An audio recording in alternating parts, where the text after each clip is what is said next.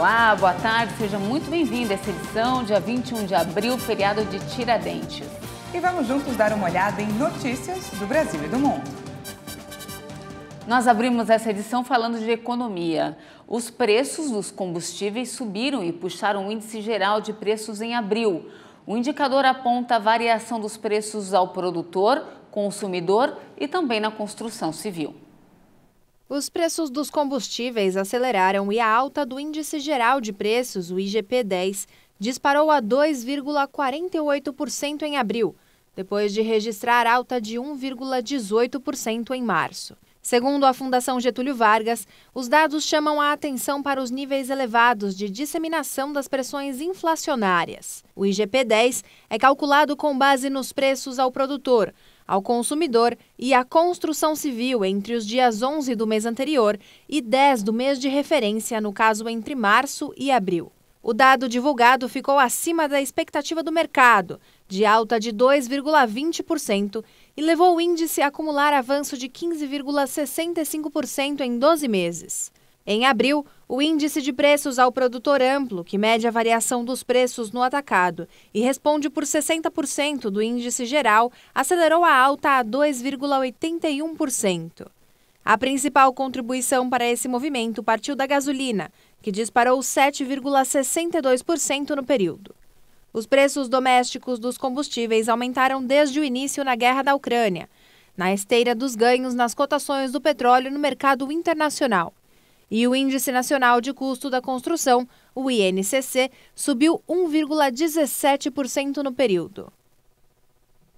E as pequenas empresas geraram mais de 200 mil empregos em fevereiro. E o setor de serviços foi o responsável pela maioria das contratações. As micro e pequenas empresas apresentaram um saldo positivo de geração de empregos em fevereiro. O levantamento feito pelo Sebrae, com base em dados do novo Cadastro Geral de Empregados e Desempregados, mostrou que os pequenos negócios foram responsáveis por 220.066 novos postos de trabalho no segundo mês de 2022. O aumento chegou a cerca de 67% do volume total, que inclui aí empreendimentos de todos os portes. O setor de serviços foi o que mais contratou entre os micro e pequenos empreendimentos, somando 134 mil novos empregos. Na sequência, a construção civil registrou a abertura de mais de 31 mil novos postos de trabalho. E entre as regiões brasileiras, as micro e pequenas empresas do Centro-Oeste foram as que obtiveram o melhor desempenho, abrindo 27 mil novos empregos a cada 1.000 já existentes. A região norte vem em seguida, com 20 mil contratações. Segundo o Sebrae, no acumulado de 2022, as micro criaram 304.525 novas vagas, 63,5% de todo o volume de empregos gerados neste ano. E ainda falando aí de economia, o consumo de biscoitos e pães registrou alta no Brasil pelo segundo ano consecutivo. Isso se deve às pessoas optarem por consumir mais alimentos acessíveis e práticos durante a pandemia. A demanda por esses produtos aumentou mais de 4% no ano passado em comparação a 2019. Na prática, o volume comercializado da mercadoria teve uma alta de aproximadamente 24 mil toneladas e um faturamento de 50 bilhões de reais. A alta está relacionada à preferência das pessoas por alimentos mais acessíveis, com maior praticidade e tempo de validade para o consumo dentro do lar durante a crise sanitária. Essa disparada também foi influenciada pelas dificuldades econômicas enfrentadas pelos brasileiros, como a inflação, a variação cambial e o desemprego no país, que fizeram as pessoas consumirem esses alimentos mais baratos. Os supermercados também registraram uma alta de 2% na procura por biscoitos. E um outro alimento que caiu ainda mais no gosto do brasileiro foram as massas, que durante a crise vendeu quase 140 mil toneladas, aumentando seu faturamento em 11%. E agora a gente fala de saúde. O sarampo volta a assustar aqui no Brasil com o registro de novos casos em São Paulo. Isso porque uma pessoa doente pode transmitir a doença para até 18 outros indivíduos não imunizados. A confirmação de 2 casos de sarampo em São Paulo, um deles na capital e o outro no litoral sul do estado, trouxe de volta uma preocupação sobre um surto da doença, que ficou adormecida na pandemia do novo coronavírus. Segundo o Ministério da Saúde, em 2019 foram registrados mais de 18 mil casos confirmados da doença e 15 mortes no Brasil. Com isso, o país perdeu o certificado de erradicação da doença concedido em 2016 pela Organização Pan-Americana de Saúde. A única forma de combater a doença é por meio da vacinação. No ano passado, menos da metade da população tinha as 2 doses do imunizante contra o sarampo, enquanto o número considerado ideal é 90% da população. A preocupação no cenário de baixa vacinação acontece devido à alta taxa de transmissibilidade da doença, já que cada caso confirmado pode transmitir a infecção para até 18 pessoas.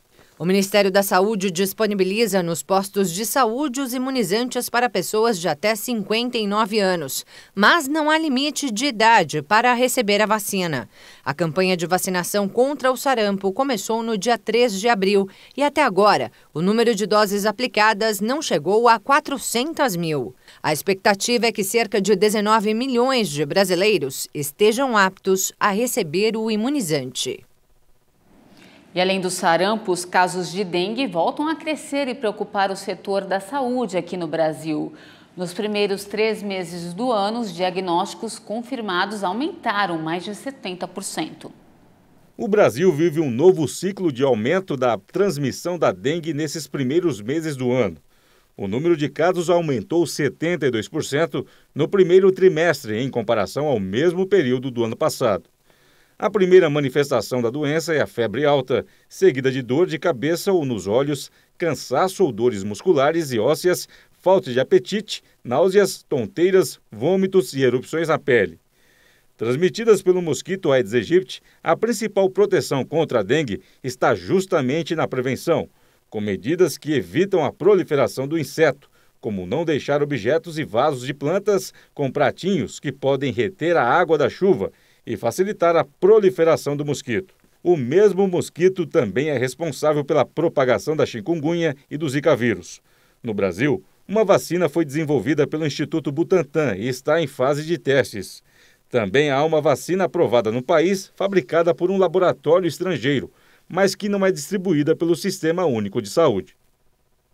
Pesquisadores da Universidade de São Paulo estão trabalhando no desenvolvimento de uma vacina que se mostrou capaz de eliminar tumores associados ao papiloma, que é um vírus humano conhecido como HPV, principal agente causador do câncer do colo do útero.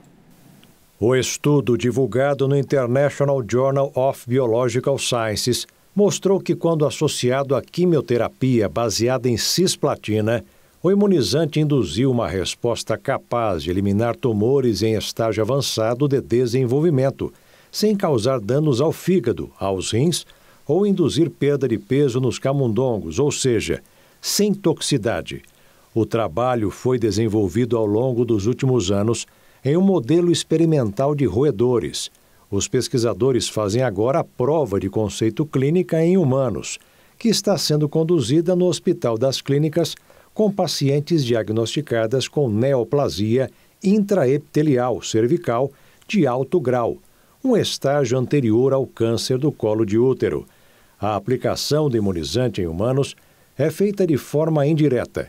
Uma amostra de sangue é retirada da paciente e, em laboratório, as células dêntricas, que fazem parte do sistema imune, são isoladas e ativadas in vitro com o imunizante. Ao retornar à paciente por meio de uma injeção, as células dêntricas ensinam o sistema imune a reconhecer e eliminar as células tumorais ou neoplásicas, precursoras dos tumores presentes no colo uterino. Devido ao longo caminho regulatório que deve ser percorrido até o imunizante ser aplicado em larga escala nos pacientes, o método indireto possibilitou a realização da prova de conceito clínica e a validação dos resultados alcançados das 2 últimas décadas de pesquisa. Os testes já realizados sugerem que a tecnologia pode ser aplicada para combater outras doenças crônicas, ou infecciosas. Problema de ansiedade. Quem nunca, né? Um mal que vem atingindo pessoas no mundo todo. Mas será que você sabe diferenciar essa crise de outras doenças psicológicas?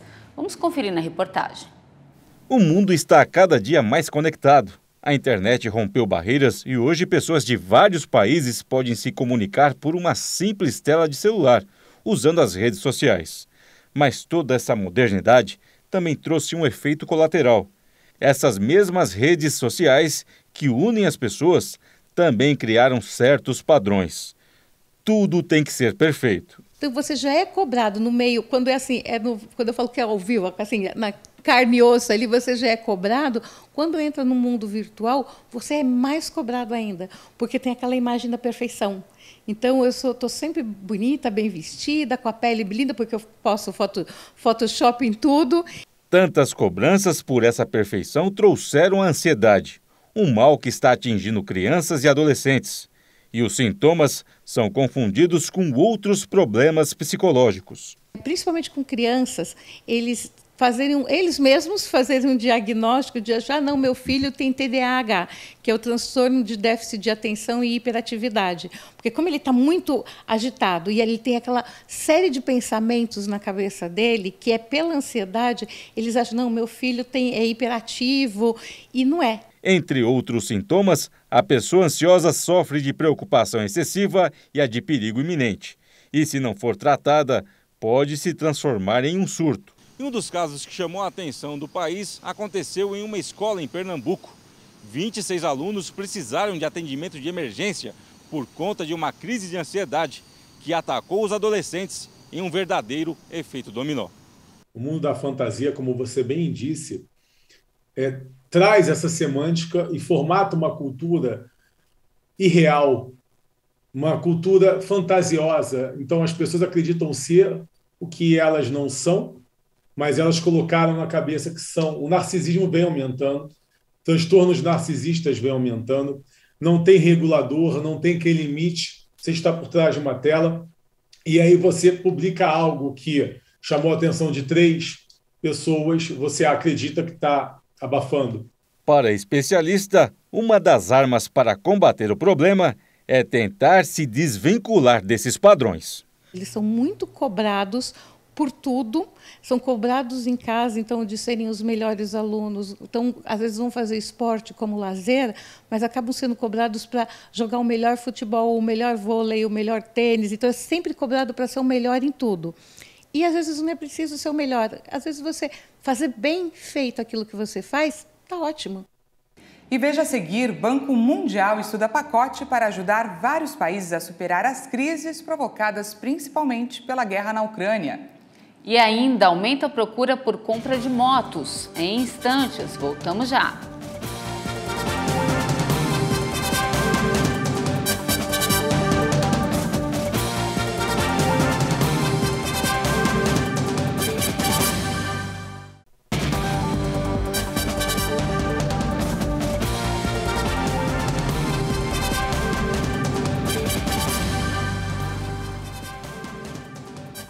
Seja bem-vindo novamente, estamos de volta. As despesas das famílias e instituições sem fins lucrativos com saúde cresceram de forma mais acelerada no último ano do que as do governo. Os números mostram que as despesas subiram de 4% do PIB para quase 6% entre 2010 e 2019, período em que os gastos do governo ficaram praticamente estáveis. Em números absolutos, as despesas com saúde das famílias e instituições somaram 427 bilhões de reais e as do governo somaram 283 bilhões de reais. No total, a despesa do país ficou de 711 bilhões de reais, quase 10% do PIB. Os impactos da pandemia na atividade econômica só poderão ser conhecidos nos próximos levantamentos realizados pelo IBGE. A tendência é que os gastos por parte do governo e das pessoas tenham aumentado em números expressivos, já que o governo federal gastou mais de 100 bilhões de reais no enfrentamento da crise sanitária no país, juntando os gastos com EPIs, medicamentos e medidas socioeconômicas. As pessoas compraram muito mais medicamentos e procuraram médicos no período. Durante o levantamento apresentado, a principal despesa das famílias e das instituições sem fins lucrativos foi com saúde privada, planos de saúde e médicos. E uma iniciativa bacana, crianças refugiadas ucranianas se voltam para a dança para tentar esquecer os horrores da guerra. Um curso de balé de graça foi aberto pelo Teatro Nacional de Praga no final de março. Eva tem apenas 6 anos e, apesar da pouca idade, já domina movimentos de bailarinos experientes. A aula de balé está lotada de crianças, incluindo um menino. Todos eles participam de um curso gratuito de balé para crianças refugiadas ucranianas. Inaugurado pelo Teatro Nacional de Praga no final de março, um mês depois que a Rússia iniciou a invasão da Ucrânia. Minha filha e eu assistimos à ópera estatal, o balé A Bela Adormecida.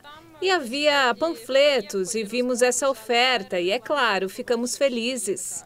Eu entendo que esta é uma escola como ela frequentava em Lviv. Por isso decidimos aceitar esta oferta. Yulia e a filha deixaram a cidade ucraniana de Lviv com destino a Praga no primeiro dia da invasão para escapar dos bombardeios, enquanto o pai ficou no país para lutar. São crianças ucranianas de todas as partes, Kiev, Kharkiv e até Mariupol. Então, são dessas partes. São crianças sobre as quais não sei absolutamente nada. Estou tentando tornar seu tempo aqui o mais agradável possível. São crianças que provavelmente, ou a maioria delas, me disseram que já fizeram balé. Dos 4,7 milhões de refugiados que deixaram a Ucrânia desde que a invasão começou em 24 de fevereiro, 90% são mulheres e crianças. Deste total, cerca de 300 mil acabaram na República Tcheca. Nem mesmo a pouca idade e os horrores vividos na guerra conseguem apagar os sonhos e a inocência das crianças. O Banco Mundial prepara um pacote de ajuda de 170 bilhões de dólares para apoiar vários países a superar as crises provocadas principalmente pela guerra da Ucrânia. O valor é mais alto do que o liberado para enfrentar a pandemia de coronavírus. O presidente do Banco Mundial, David Malpass, citou em particular a insegurança alimentar e a crise dos refugiados ligados à guerra na Ucrânia. Milhões de pessoas, em sua maioria mulheres e crianças, fugiram do país para escapar dos ataques da Rússia. O pacote bilionário vai cobrir o período de abril de 2022 a junho de 2023. E só nos próximos 3 meses, o objetivo é comprometer cerca de 50 bilhões de dólares. Em 2020, o Conselho de Administração havia aprovado a liberação de 157 bilhões de dólares para o enfrentamento da crise provocada pela pandemia. David Malpass disse também estar particularmente preocupado com o endividamento dos países pobres. No total, 60% dos países de baixa renda já estão em situação de superendividamento ou em alto risco. Agora, falando um pouco de esporte, Cuba anunciou que seus lutadores poderão participar do circuito profissional de boxe após décadas de afastamento. A equipe Domadores de Cuba participará este ano de várias ligas profissionais depois de assinar o contrato com uma empresa mexicana, informou a televisão estatal local. O presidente da Federação Cubana de Boxe, Alberto Puig, disse que muitos boxeadores cubanos vão estrear em um programa profissional no México, em maio. Puig disse que 4 atletas já assinaram seus contratos por 3 anos. Autoridades esportivas cubanas disseram que os boxeadores receberão 80% do valor a cada vitória, enquanto 15% irão para os treinadores e 5% para a equipe médica. Em uma tradicional academia em Havana, esportistas comemoraram a notícia. Acho que a migração dos boxeadores cubanos vai diminuir um pouco. A situação econômica do país é terrível e esta medida é uma forma de ajudar financeiramente as famílias dos boxeadores. Muitos deles são os provedores de suas famílias. Em seus ombros estão seus pais, irmãos, mães, filhos. A equipe Domadores de Cuba competia desde 2014 na World Series of Boxing, WSB, um torneio semiprofissional no qual os atletas lutam sem protetores de cabeça, diferentemente do boxe amador. Cuba venceu 3 dos 5 eventos em que participou até 2018. Com a novidade anunciada, os atletas cubanos já sonham com destaque no cenário profissional. Amo lutar boxe e gostaria de ter pelo menos um título profissional internacional. O salário é muito bom e isso ajuda a minha família.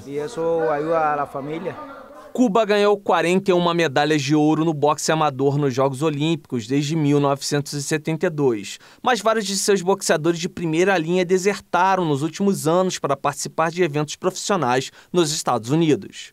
Agora esta realidade deve começar a mudar, esperam os dirigentes locais. O boxe será inserido nos circuitos profissionais, assim como já aconteceu com o beisebol, o vôlei e o handebol. E voltando a falar aqui do nosso Brasil, com os combustíveis em alta, os brasileiros procuram as motos que gastam menos. Tanto que no primeiro trimestre as vendas aumentaram quase 34%. E olha, tem gente na fila à espera da encomenda. Guilherme é comerciante e precisa de agilidade para andar em São Paulo. Sempre utilizava o carro para atender os clientes, mas hoje o preço dos combustíveis pesa no bolso. E por causa disso, ele busca uma nova alternativa de transporte. Já estou sentindo. Todo mês aí um abastecimento, hoje um tanque de um carro, 300 e poucos reais. Segundo a Abraciclo, o número de motos emplacadas em março cresceu 46,8% em relação a fevereiro. Em comparação com o mesmo período do ano passado, a alta foi de 33,7%. E quem compra esse tipo de veículo hoje é quem busca por economia, como é o caso do Guilherme. Hoje o nosso perfil é bem diversificado, desde motos para trabalho até as pessoas que não utilizavam moto e por questão de custos, hoje procuram uma motocicleta. A pandemia trouxe melhorias para o setor em relação às vendas. Um dos motivos dessa alta é o aumento no número de trabalhadores em aplicativos de entrega. O problema agora é que as montadoras não estão conseguindo atender a demanda e as filas de espera podem chegar a um mês. Os consumidores brasileiros reconhecem na motocicleta um veículo ágil, econômico, com preço acessível e baixo custo de manutenção. E com a escalada dos preços dos combustíveis, essas vantagens ficaram ainda mais evidentes. A expectativa é que mais de 1 milhão de motocicletas sejam feitas só neste ano, o que corresponde a um aumento de 7,9% em comparação ao ano passado. Um mercado que segue aquecido e com perspectiva de crescimento, mas há variáveis que precisam de atenção do consumidor. Um desses é a inflação, que afeta o poder de compra, além de fatores que impactam nos custos, como é o caso do abastecimento do setor de peças. Apesar disso, especialistas acreditam que o mercado vai continuar aquecido, já que os consumidores veem o transporte como uma forma de economizar. Não temos mais tempo, essa edição fica por aqui. Muito obrigada pela sua companhia e até mais. Um ótimo feriado para você e até mais.